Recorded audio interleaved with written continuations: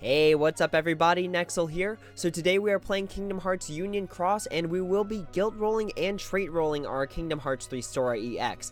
I was lucky enough to be able to buy the VIP 7 times in a row, and what that means is that it's finally over. For those of you that were pretty much sinking the cost to get this fantastic gilded medal, you no longer have to buy the VIP if you don't need to anymore, which is really good. So pretty much let's talk about Kingdom Hearts 3 Sora EX. It's essentially a nerfed version of Axel EX, because Axel EX only does one hit, making it good for high score challenges, where Kingdom Hearts 3 Sora EX does 5 hits, which significantly decreases your bonus points in high score challenge. It only does 2 tiers of buffing / 2 tiers of debuffing, whereas Axel does 3. And Axel EX is also reverse green, making him good in the last slot of Divine Rose, the last slot of Lady Luck, whereas this Kingdom Hearts 3 Sora EX is upright speed, meaning he's mainly going to be used in slots that come before the last slot. But that's still good. That is still 2 tiers of strength buffing and then 2 tiers of defense debuffing. So let's take a look at our blades here. So on our Sleeping Lion Keyblade, that Sora EX is going to work pretty fantastically in either the 2nd slot, if I remove the gauge restoring medal, or that 5th slot. In Olympia, if you could get a setup like this going, that's going to be super good, because at that point you're going to have going into the last one, you're going to have, I believe it is 2, 4, 6. Yeah, you're in the last slot, you're going to have 7 tiers of speed debuffing and 7 tiers of speed buffing.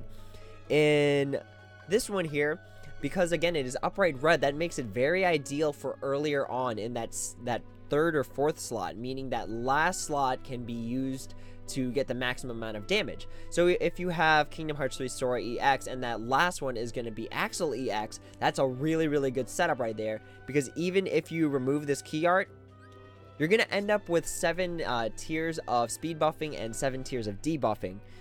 And it's also going to work well in our Starlight, because that Starlight 4th slot is currently the highest multiplier for at least me at level 25. So that's going to be a really good candidate if you have the correct buffing happening before it. So with that being said, I do want this medal to be a damage pushing medal for me, and because it is a buffer, it's a great medal to have extra attack on. So what I'm aiming for here is extra attack, ground -60, or aerial -60. I'm not too concerned about damage in raids right now, because if we look at my King, Donald, and Goofy, it does have double damage in raids. So really the only reason I'd want damage in raids on the Sora EX is because of the limbs, is to deal with the appendages of the raid boss. But this is mainly going to be my body hitting medal for raids. So let's go ahead, just start rolling for traits and guilt, and see if we can get that ground -60, that aerial -60, or even better would be that extra attack, because that way I'd get 4 tiers of buffing and 4 tiers of debuffing, and that in itself is just fantastic. Alright, so let's go ahead and roll. Alright, so our first trait right off the bat is going to be ground enemy defense -60. Alright, nice. Very nice. We are going to keep that. Wow. Good start, good start. Alright, here's our next one.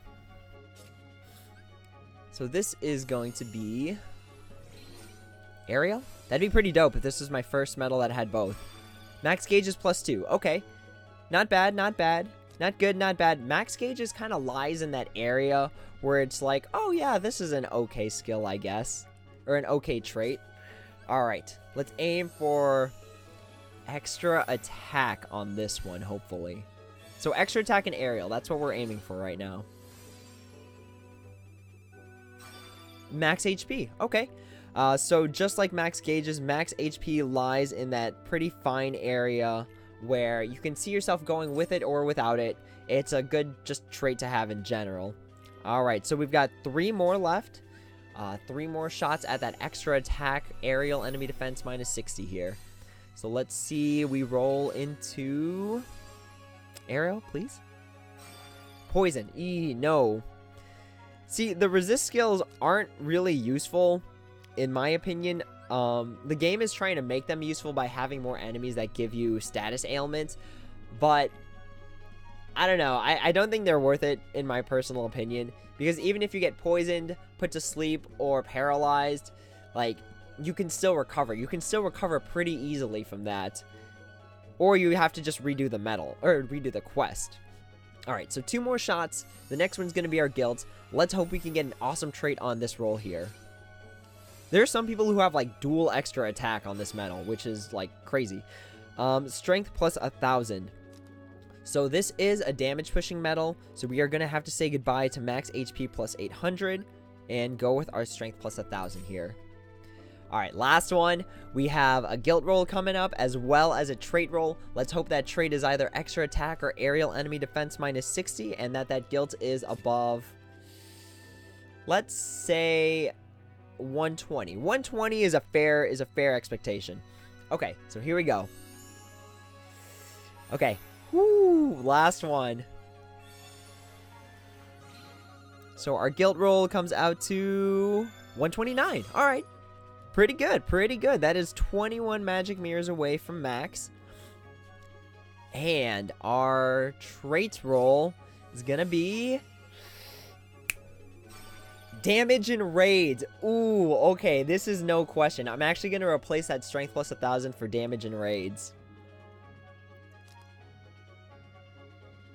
See, because 40% damage in raids, let me actually just kind of crank out some math to see how that all works out, but I'm pretty sure the damage in raids is significantly more important than the plus 1,000 strength. Because mathematically, that plus 1,000 strength is really good, but damage in raids, I believe, would just be better in general, especially because, again, that's gonna deal with the limbs, the extra parts of the raid boss for me. So let me just kind of do a quick calculation. Let's just say 8,300 is a pretty base amount times 3.5 is the multiplier, and that times 1.4 for our raid damage, that comes out to about 40,000. Now with strength plus 1,000, let's say it's 9,500 times pretty much the 3.5. So that only comes out to 3,300. That's not nearly as good as the damage in raids here. So we are actually going to go ahead. We are going to replace our... Oh gosh, this is pretty tricky, but you know what? I got to go with my gut on this. Raiding is a big part of this game, so I'm going to go ahead and replace that strength plus 1,000. Replace it with damage in raids plus 40. And this is our final result for Kingdom Hearts 3 Sora EX.